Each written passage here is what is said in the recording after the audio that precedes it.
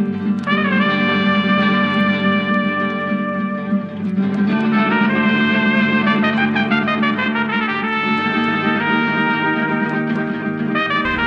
where's the office, back at Division? Yeah, in the office, baby. Ladies and gentlemen, can I please have your attention? What time is it? I've just been handed an urgent and horrifying news story. Now Myers to win the league, yes! And I need all of you to stop what you're doing and listen. Well, hello and welcome to the Below the Rim show, the road trip show. We're on the road. I am anyway. Myself and my assistant, the wife, of course. On our way back. Just checking the mic's working. Yeah, on our way back from the BBL Cup final. And I'm recording this literally on the road because we couldn't do half the things we wanted to do. We couldn't do all of the live feeds. We tried one around throughout the dunk contest. It was so loud in there, it was crazy.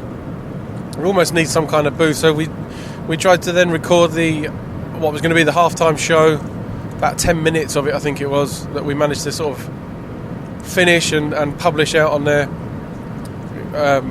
post recording it obviously, so it wasn't 100% live.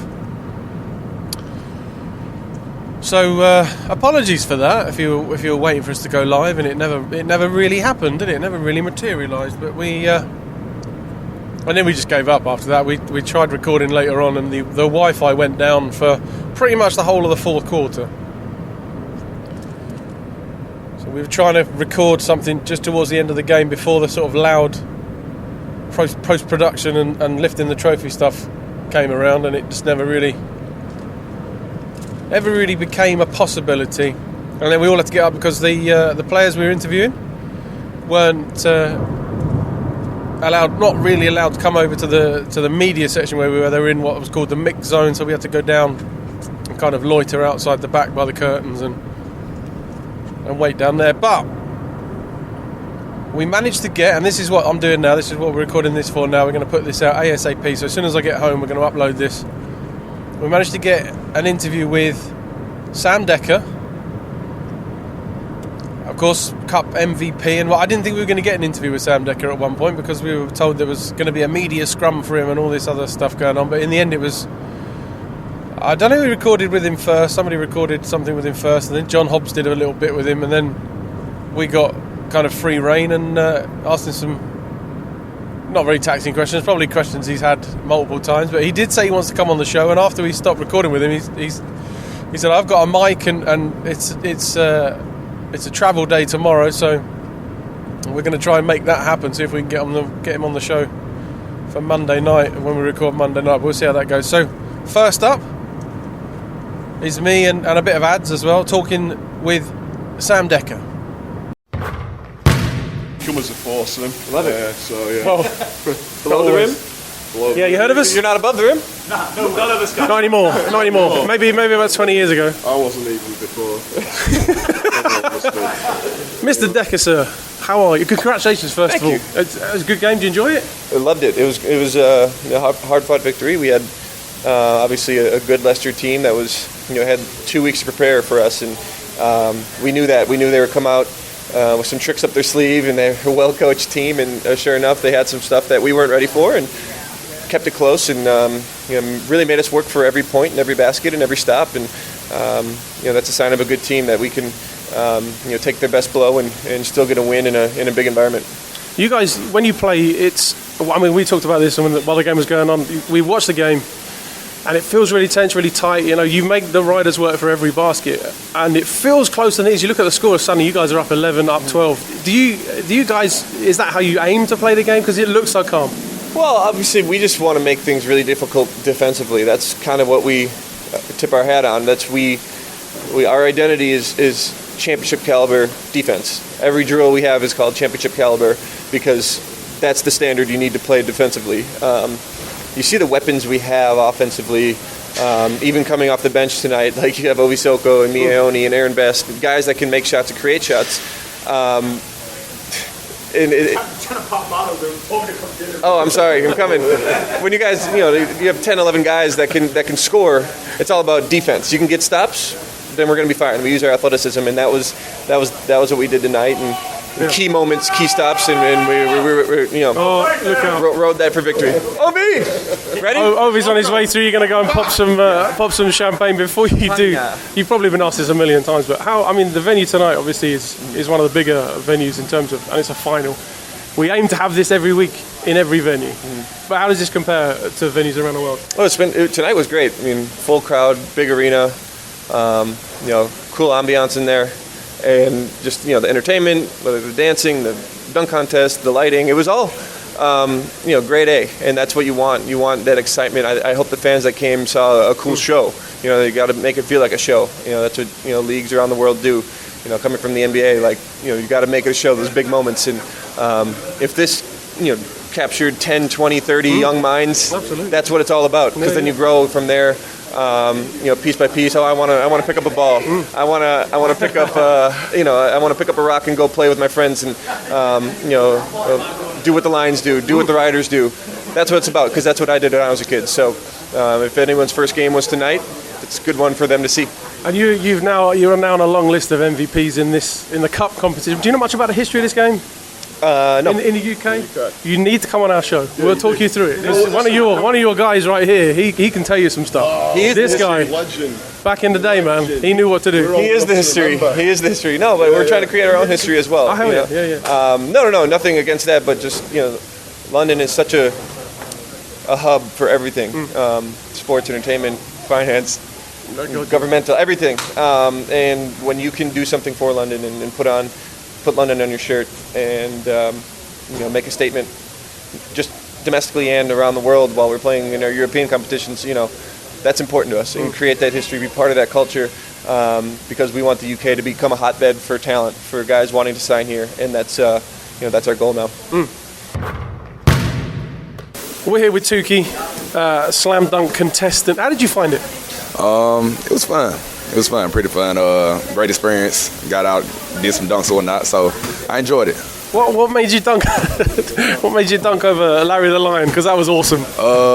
He told me that I should, and so I just went along with it. Yeah. One other question: Do you feel like you were sabotaged a little bit by a fellow contestant? Yeah, I feel like I was sabotaged a little bit. I feel like if I would have got that dunk or just did any dunk, I would have won. I think my dunks was by far the best. We heard LVC was here somewhere, and he can pass. LVC can pass. Yes, I thought he was coming, but LVC let me down, so he gonna hear from me when I get back to Plymouth. What was it like being in front of all the people in the arena? It was lit, absolutely lit. So many people that was rocking out, you know what I'm saying? So like I said, it was a wonderful experience. And you got the crowd pumping as well. Some big dunks early on. Yeah. I think I did pretty good, you know what I'm saying? But hey, you win some, you lose some. Yeah, just that round where you just couldn't get it to drop. It was some nice moves. Yeah. Like I said, if I would have finished that dunk right there, it would have been out of one for sure. 100%. For sure.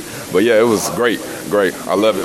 Thank you to the BBL for letting me participate in the dunk contest, and hopefully I'll be in another one sometime soon. Nice. Thank you, Tookie. All good. Cheers, bud. So there we go, Sam Dekker.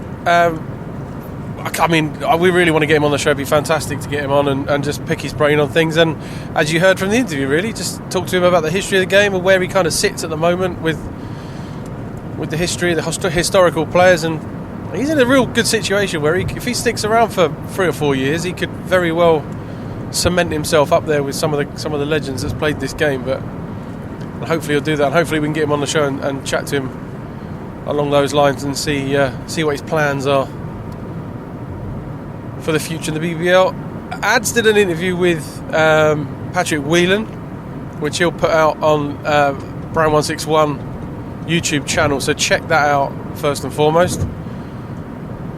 And then we, myself and Adz, managed to get some quality time, and I don't think he had any idea what was going to unfold, what he was going to get from us. But I put down that I wanted to have an interview with Robert Youngblood, Lions assistant coach, of course, and BBL legend, like 20 seasons in the BBL. He won the Cup 3 times. I wanted to talk to him a bit about what the league is kind of at where it's at now compared to where it was at back in the day, and he spoke quite candidly about that as well, which was pretty cool. And Adz had a bone to pick with him about a Rocky dad with a Giants player. back in the day. And we just basically, we didn't talk about the game. We didn't talk about the cup final whatsoever, really, with Mr. Youngblood. Well, we did ask him who he thought the greatest BBL player of all time was. And that had an interesting answer. So enjoy the interview there with the legend Robert Youngblood. Brown 161 hats. So, Blood, you're probably like, who are these two that want to talk to me? Yeah. Right, okay. We're old enough to have been there back in the 90s, so we know all about you. I've got a few bones to pick with you from the Leopards and Giants games. He's angry with you. I'm angry, yeah. I still remember an incident between you and Robert Churchwell at the Nardex. Remember that? He remembered it? Yeah. Oh, yes. And you guys, we hated you. Yeah. But wish that you played for us. We hated you all as well. I know, but then John White came and played for us. No, that's why we hated you, because y'all stole John White. Right. And y'all stole Ronnie Baker. And we had Tony Dorsey as well. That's right. And you took too. Makeeper Perry. And Makeeper Perry. That's right. Because he was with us, went to you, and then came back because he knew that Manchester. So y'all were just stealing all the Leopards players. Exactly. But one thing that never changed was that you were bad. I didn't take no stuff. No, when I played the game physical. Yeah. Hard, who's this guy? The right way. There he is. Eric Burks. That's who Cold it was. killer. That's right. That's how we did it. Killer, yeah. That's how we did you guys are killers. We get out there and we play hard. Billy Mims had us set, ready to go every game. And we just went out there and gave it everything we had. That's how we played. Billy was a great coach, wasn't he? Billy was awesome. Used to love playing for Billy. You know, Billy always said one thing. The team that had the most points won the game. We never played defense in practice, but hey, we got up and down. We scored 100 points a game. He said that whole Vince. Big Vince, yeah. Vince says it all the time. Billy Mims used to say. We don't do defense. We used to have a track meet in practice. We come out, we have our track shoes on. They said, look, we're going to get up and down. We're going to score points. Team that scores the most points win the game. We never worked on defense, but we would outscore everybody. And we was physical. Yeah. They know they had myself. We had Tim Davis. We had Makeper Perry. Yeah. And you know, if you came in the paint, you was going to feel it. And after the night, you was going to be given an ice bath after us. I'll tell you what, every game at the Giants, I sleep with a dear friend of mine by the name of John Tresvant. Trez. And he sits there and he compares the game then to now. Me and him just look at each other and go, can you imagine this happening with Colin Irish or Blood or me or Dorsey on the floor? You know, Martin Henlon. You know, these guys were tough guys. I love Tresvant. Tresvant was a warrior. You know, he's been at Leicester. He played with them guys, Gene Waldron and all them guys coming up through. Yeah. Oh, you're talking about Tony Dorsey, Tony Winless, Tony Holly. You're talking about some tough players back in the 90s. We blocked Alan Cunningham once as well, apparently. Oh, Cunningham, come on. He's a legend, though. Him and Colin Irish, those guys. So I'm over the Giants thing. Look at this thing. Look at this thing. That's my team. Cleve Lewis. Cleve, man, what a god. And Herman Haree. He was awesome. Fantastic. Awesome, Fantastic. One of my favorites. Love the days. That was the good old days back then. Basketball, like, it ain't as tough as what it used to be.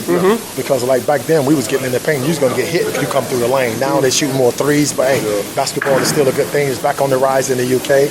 And we're trying to put it back on the map. And hopefully good things are going to keep happening for us on the European scene as well. Because that's what I was wanting to ask you. It's like, when games like this happen, it kind of feels like the 90s. Like, last year I was here with the Giants watching. I was like, last time I was in here was 99, watching the team with Dorsey, Handy, and Nick, and we lost to the Towers. Do you get feelings that it's like, it's a bit like it used to be? Yeah, it's beginning to come back now. Yeah. For a minute, for a few years, we had a little dip. But now it's back on TV. You see it on Sky Sports, the kids in the schools, and you know it's becoming what it used to be because everybody used to play in arenas back in the day. We had the 9X arena, Leicester arena. We had different people playing in arenas. So now it's getting bigger again. You know, it's getting excited. Fans coming out to watch. It was packed the other day, 10,000. That was fantastic. We want to put on the show. Probably more. Yep. I want to know as well, do you ever lace them up in training? All the time. Against these guys?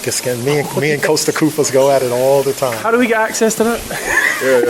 Well, it's funny you should say that because Tresvant goes on the floor with the Giants and shows them. Tresvant still goes on the floor. He goes to practice and Tresvant must be 60 now, and he's still getting on the floor. I don't like to speculate on John Tresvant's mental. He goes down to practice and shows him a thing or two. Yeah, they keep trying to sign Yorick. Well, Yorick's the guy that comes back for him. Oh my God, Yorick's a bad boy for life. I played with Yorick for a few years in Milton Keynes. Yeah. And hey, love Yorick. You know, he goes out there and he's gonna give it the mouth. You know that. I speak to him and all that's the how he time. plays all the time. It ain't gonna change. I can't wait for this week's phone call. Hey, guess who I was with this week? And Mark Robinson as well. Talked to him a lot. Mark was a fantastic player. And his boy Nate playing for the Giants. Yes, now. I saw that. I asked Nigel about him. Nigel said very good young player, up and coming. He's trying to teach him to be a point guard now, and they got big plans for him in the future. So that's very good. Want to keep all the young British talent here in England now. Yeah. Plus we like the connection with the Knights as well. Oh hell yeah! It's like you've got, one of the, Robinson, let's face it, was one of the best players in the 90s, and now his son's playing over here. You're still in the game. Luke Nelson, Steve Nelson. Because I watched Steve 30 years ago, back in Worthing Leisure Centre. Yeah. But have we fanboyed you enough now? Wait, listen, I got one more question. Are you guys still getting on the floor? You still getting outside now? Does it look like the floor? Usually with injuries. Does it look like it? Are you getting on the floor? Lay down on the floor. I lie down on the floor a lot. We debate quite regularly on our show. You have to come on our show. No local league or anything? We've got to get you on our show. We debate. We want you to come on the show. We debate all the time who was the greatest BBL player of all time. I'm obviously Alan Cunningham corner. Dorsey we got there. Alton Bird. Who you got? The greatest of all time? Nigel Lloyd. That's a good shout. Nigel Lloyd. Okay. Nigel. I like that. Lloyd. I like that. But he's Thames Valley, so I can't like it too much. Birmingham. Nigel put in the work. He was a great player, friend of mine. Yeah. We talk all the time. We used to hate each other when we played, but now we talk all the time. But Nigel Lloyd put in the work. Oh, there you go. Nothing against Alan and Colin, but Nigel Lloyd. We've got another one in the mix now.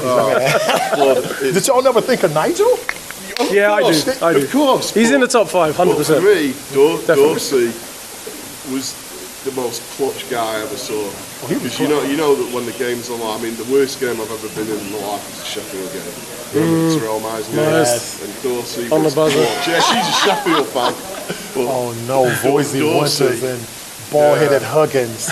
I remember going against them guys, boy.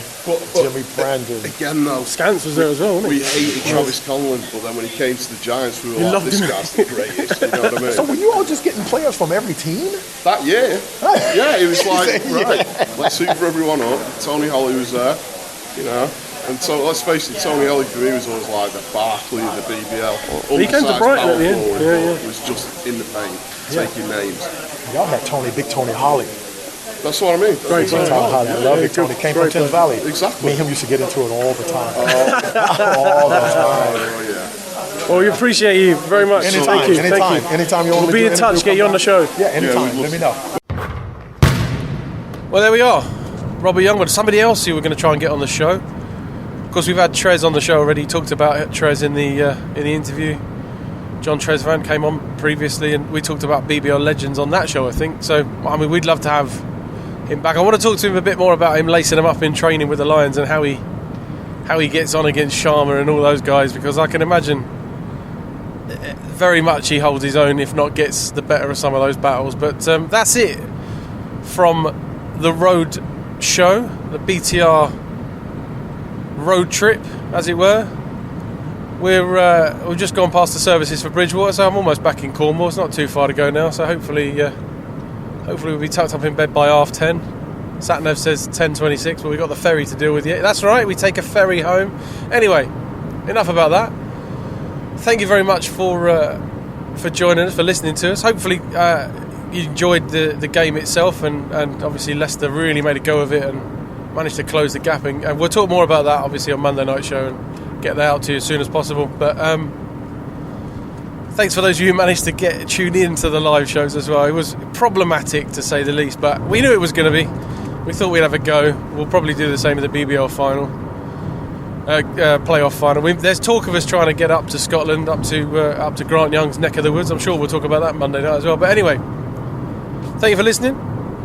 Hope you enjoyed the cup final. Until early next week, maybe Tuesday. Take it easy. We'll speak to you soon.